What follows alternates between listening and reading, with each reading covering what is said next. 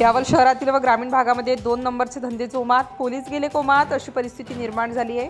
अधिक माहिती अशी की शहरातील पोलीस स्टेशनच्या आवारात विमल, पान मसाला, गुटखा, गांजा, दारू नसलेली पदार्थ पोलिसांना दर महिन्याला हप्ते द्या आणि धंदे चालू करा असे पैसे गोळा करणारा पोलिसांवर उपविभागीय पोलीस अधिकारी कारवाई करण्यात असमर्थ झाले आहे।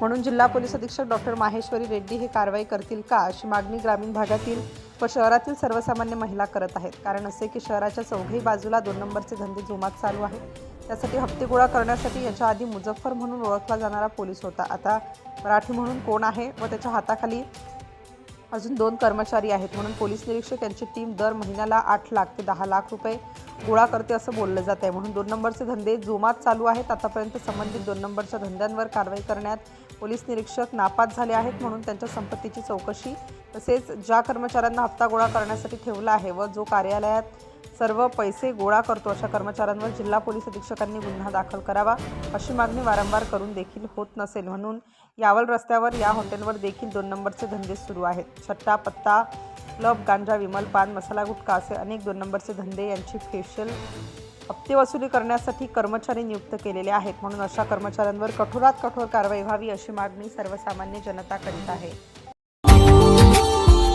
Subscribe now and press the bell icon. Never miss an update.